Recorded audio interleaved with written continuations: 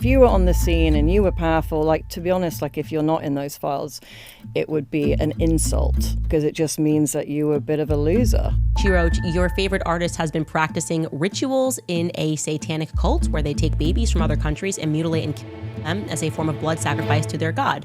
Epstein was possibly about to cooperate with the feds right before he died. Now, Oprah is limited in the context of the files, but there is clear collusion between Oprah and Jeffrey Epstein.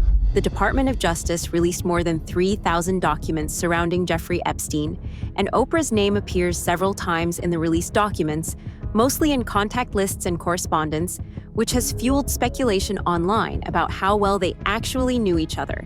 From pictures of Oprah with Epstein to their emails may link to her involvement, in this video, we're going to look at Epstein files and find out if Oprah is really connected to all of this.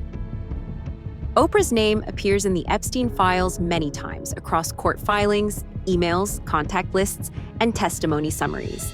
Just being mentioned doesn't mean she's guilty, but it may not be a coincidence, especially when you keep in mind all the rumors about her circulating online over years. Critics online have questioned why certain powerful names keep appearing around Epstein's network, even though being listed doesn't mean involvement in any crimes. Some observers argue that high-profile friendships like hers may have unintentionally helped normalize Epstein socially. Emails suggest Epstein hoped to rebuild his reputation through media connections, including people with major platforms like Oprah, although some say the emails are fake. To understand if Oprah was really helping Epstein, we need to go all the way back to 2007. Around this time, Oprah launched the Oprah Winfrey Leadership Academy for Girls in South Africa. Years later, the school faced a serious scandal involving abuse by a staff member, which critics say damaged Oprah's carefully curated humanitarian image. That same year, reports of young girls disappearing started to come out. Before long, a female dorm matron was accused of physically and sexually abusing students. More than 15 girls came forward with complaints of mistreatment. Some students later questioned how much leadership knew at the time, though no evidence ever showed Oprah personally knew about the abuse. The trial of a former dormitory matron charged with abusing 6 students at Oprah Winfrey School for Girls in South Africa is resuming. Prosecutors say former dorm matron Tina Virginia Makopo tried to kiss and fondle the girls. She's also accused of kicking and hitting some of them. Makopo pleaded innocent to 14 charges of indecent assault and criminal injury in South Africa. Meanwhile, in Philadelphia, the ex-headmistress of the $40 million school is suing Winfrey for defamation. The suit claims someone would conclude from Winfrey's comments that the school employee knew of the alleged abuse and was actively involved in covering it up. I was, needless to say, devastated and really shaken to my core. Winfrey said she was disappointed in the former headmistress. The TV talk show host also made comments about students who felt there was an atmosphere of repression at the school. And I spoke to all the girls personally, and I encouraged all of them, any of them who had actually been harmed, to please come forward. A tweet about Oprah's alleged relationship with Epstein reads, Epstein documents reveal that a woman stated on record that Epstein offered her money to birth babies for black market use. The email also mentions John of God, who has ties to Oprah, who was sent to prison for keeping women and children in an underground lair where he would ride them for years and birth babies for organ harvesting and black market purchases. He would then eliminate the women and children when they were no longer useful or could produce children. This was one sick monster who deserves more than prison and the most severe punishment possible. This might sound shocking, but several celebrities have confirmed that there are industry executives who actually buy babies for ritualistic purposes. Peter J. Negord, one of Oprah's guests, was even caught on tape trying to bribe black women to give him their aborted fetuses. It's absolutely disgusting what's going on in Hollywood. You can get paid a lot more than that. So how much do you want for it? Let's bid. I bid $500 for I'm prepared to outbid him anyway. Whatever I bid, he's going to outbid me. I bought about $60,000 worth of eggs. Yeah. If you have abortion, that's very valuable. Umbilical cord, placenta, even your period blood is so rich with stem cells. Yeah. We regard it as waste, and it actually should be. It should be captured as recycled, and it shouldn't go to waste. It's life for somebody, Him. And it's life and for George W. Bush. No, the best eggs are 16 to 18 years old. Those are the best eggs. The only reason 16 to 18-year-olds. Your eggs get weaker and weaker. Yeah, that's what I was thinking. So you may not be our top candidate. No, that's fine. I think that was my business anyway. Using stem cells and blood from other people, especially children, is far more common than you might think. After news that Jeffrey Epstein was f***ing kids broke out, Nicki Minaj actually tweeted what she had learned from her time in the industry. She didn't name names directly, but it doesn't take a genius to realize that her words were aimed at the same elite circles now appearing repeatedly in the Epstein files. Here's what Nicki Minaj had to say. She wrote, "Your favorite artist has been practicing rituals in a satanic cult where they take babies from other countries and mutilate and kill them as a form of blood sacrifice to their god. You see, when your master is Satan, you must constantly shed blood. However, the jig is up." And yeah, she's not the first person in Hollywood to say that. I just don't know how much could be in our face anymore before we wake up and realize these people are ruling over us and they win when we're fighting with each other. That's just the reality. I really don't see how you can have a ton of success in Hollywood and not be in the club, because Hollywood was founded upon this. I just don't really care what you call me. It's time for everyone to wake up. Everything boils down to one question. What was Jeffrey doing with the children he was trafficking? This question has two different answers depending on who you ask. Some of Epstein's victims actually came forward and testified about how Epstein was trying to run some kind of messed up baby farm at his ranch. The statement given by the victim reads, "Epstein told scientists and businessmen about his ambitions to use his New Mexico ranch as a base where women would be inseminated with his sperm and would give birth to his babies. Mr. Epstein's goal was to have 20 women at a time impregnated at his 33,000 square foot Zorro ranch in a tiny town outside Santa Fe. For Epstein, this wasn't about pleasure at all. Epstein was obsessed with eugenics, genetic engineering, and breeding his own lineage. And he wasn't talking about this in secret basements. He was hosting dinners, lunches, and conferences with some of the most powerful scientists on Earth. This even led him to research designer babies. He wanted to breed the perfect human."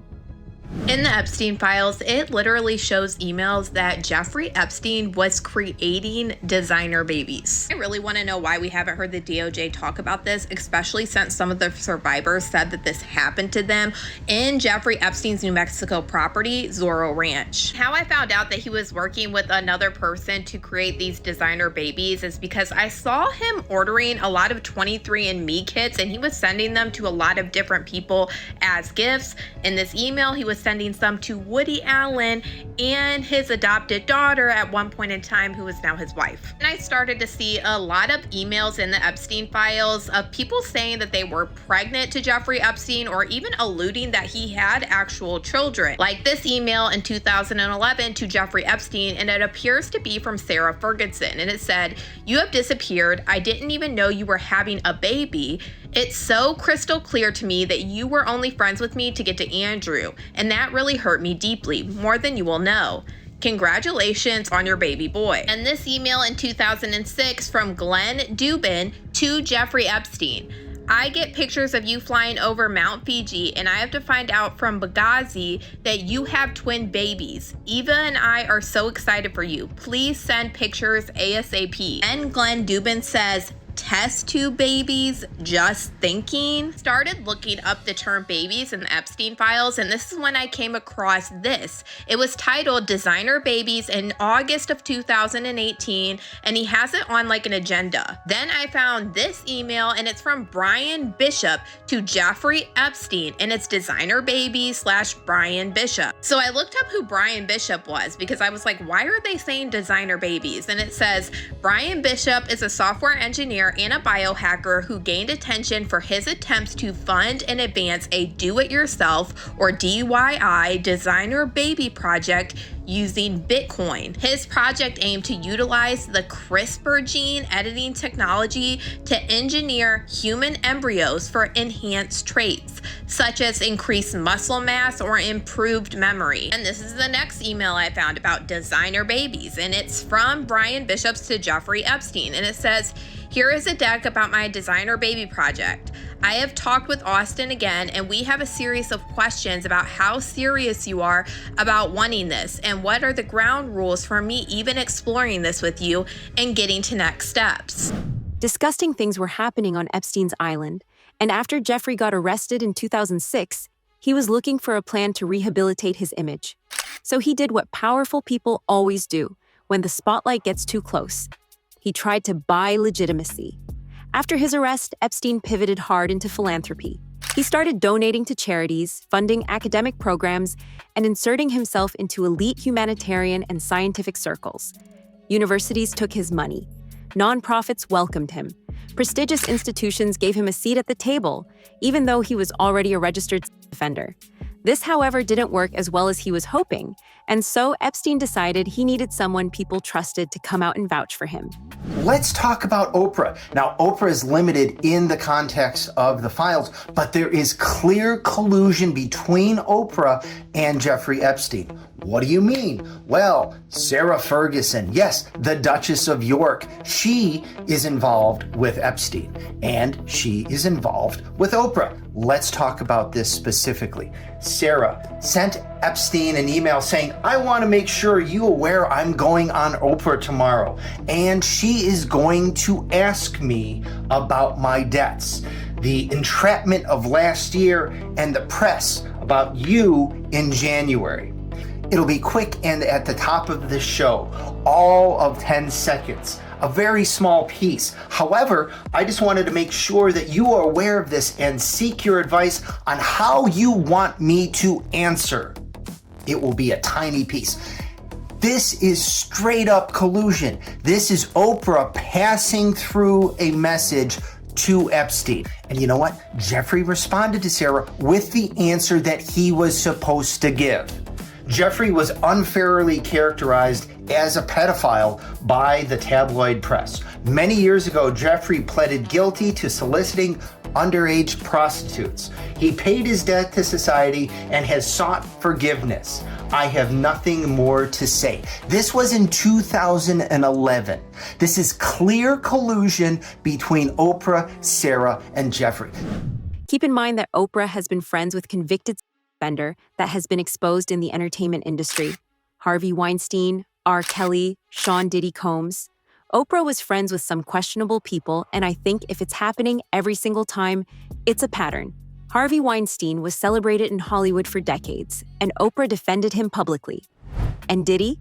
He was embraced, promoted, and protected, until the walls finally started closing in. Oprah publicly supported victims of sexual assault in the wake of numerous allegations against Harvey Weinstein. Singer Seal Instagrammed this meme, showing Winfrey kissing the disgraced mogul. It reads, when you have been part of the problem for decades, but suddenly they all think you are the solution. Please welcome Seal! The 54-year-old who's appeared on Oprah's show captioned his post, oh, I forgot, that's right, you'd heard the rumors, but you had no idea he was actually serially young starry-eyed actresses, my bad. While Weinstein maintains his innocence, Seal hasn't commented further, and Oprah has not responded. This moment is a really powerful time for everybody to get woke. Fans have come to her defense, pointing out Winfrey is a sexual survivor. They also posted pics of Seal's ex, Heidi Klum, kissing Weinstein too. As long as people are making money in Hollywood, they don't care what the kids are going through. You get paid millions of dollars for your silence, and they literally buy you to keep you in control. These predators trap other celebrities by offering them huge amounts of money, and if you accept, you end up falling under their control. You get paid millions, not just to perform, but to look the other way, to stay quiet, to stay obedient. That's how the system works. Critics argue that Hollywood's power structure often protects insiders, allowing some figures to thrive while controversies get brushed aside. A few years ago, Chappelle has said he turned down a major deal because he didn't trust the industry's expectations, a decision some fans now see differently. After Dave said no, Oprah made fun of him. He was mocked, dismissed, labeled difficult. For years, people laughed at his decision. But now, with everything we know about how power operates in Hollywood, many are asking whether Dave saw the trap before it closed. Because when someone refuses the money, refuses the silence, refuses the control, they don't just walk away from a contract, they walk away from the system. At the time, no one realized why Dave was doing this, but now everything is becoming clear. It was completely outside of my frame of reference. I've been in show business since I was 14, and I've heard the stories. of what happens, and I've seen these kinds of things play out in front of me. Okay. When you say you heard the stories, what do you mean? What stories? I mean, you see it before. Look, Mariah Carey made a $100 million deal, and 3 months later, she's all of a sudden mysteriously crazy. Or Martin Lawrence punches through, and he's waving a gun on the street screaming, "They're trying to me." Yeah, we hear those stories. And it always happens around the time of their career where it seems as though they're crossing over the next plateau. Yeah. Would you say you lost your mind, sort of? No. No. Not exactly. Okay. I wasn't crazy, but it's incredibly stressful. Yeah. And I felt like in a lot of instances, I was deliberately being put through stress. And they do what's called a salt trap. I didn't know this. Apparently baboons love salt. Okay. So they put a lump of salt in a hole and they wait for the baboon. The baboon comes, sticks his hand in the hole, grabs the salt makes his hand bigger, and he's trapped. He can't get his hand out. Now, if he's smart, all he does is let go of the salt. Baboon doesn't want to let go of the salt. Then the bushman just comes, takes the baboon, throws him in the cage, and gives him all the salt he wants. And then the baboon gets thirsty. The bushman lets him out the cage. The first place the baboon runs to is water. Bushman follows him, and they both drink to their fill. And in that analogy, I felt like the baboon. But I was smart enough to let go of the salt. The list of people Epstein was involved with keeps growing. With this new release, however, all of it is slowly starting to make sense, and the names of the people involved are insane. US presidents, tech CEOs, some of the richest people on the planet, and even members of royal families are now being dragged back into the spotlight. What's wild is how many of these names were already floating around years ago, quietly mentioned and quickly dismissed. Back then, the media framed them as coincidences or unproven associations. But with the latest batch of documents, those same names are reappearing alongside concrete timelines, repeated contact, and direct links to Epstein's operations. And the chairman of a prominent law firm is stepping down over his association with Jeffrey Epstein. Paul Weiss law chair Brad Karp says in a statement, quote, "Recent reporting has created a distraction and has placed a focus on me that's not in the best interest of the firm." The firm says Karp will remain with the firm, just in a different role. Senior Washington reporter Will Staken is here for more. Hi, Will. So what's the latest on this growing list of prominent people facing scrutiny over the Epstein files? Yeah, Diane, well I think, Mr. Karp right here is kind of the latest fallout from these Epstein files. Like you said, the really powerful law firm Paul Weiss announced that Mr. Karp would be stepping down after his name appeared in these files. Now, the law firm did not give a reason why Mr. Karp is stepping down, and previously the law firm denied Mr. Karp had any wrongdoing, but with this release of these files, his name appears in the files, mostly with his assistant trying to schedule meetings with Mr. Epstein. But there's an email between Mr. Karp and Epstein where he's asking about if he could help get his son some kind of job in an upcoming Woody Allen film. So I think these emails, obviously are continuing to have fallout across, widespread industries.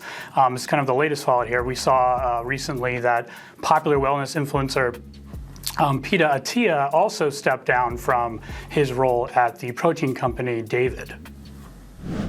Several careers have been destroyed because of this release, and in the middle of it all is another billionaire, Bill Gates. Bill Gates and Jeffrey Epstein weren't strangers. They had a real documented relationship that kicked off around 2011, and yes, that's after Epstein had already been convicted for sex offenses. So this wasn't an oops, we didn't know yet situation.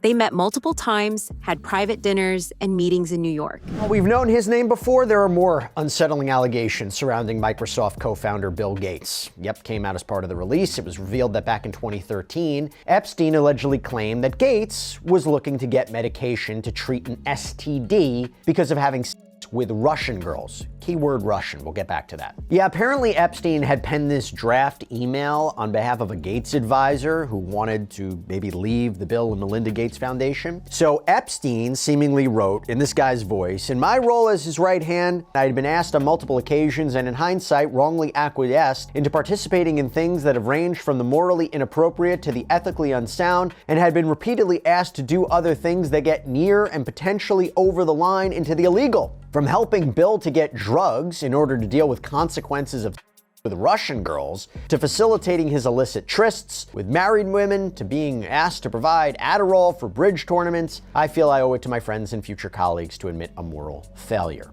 So there was a spokesperson for Bill Gates who rejected the allegations, saying these claims are absolutely absurd and completely false. It's insane how Epstein was somehow connected to the biggest, most powerful men in the world. Did no one care that Epstein was a convicted pedophile?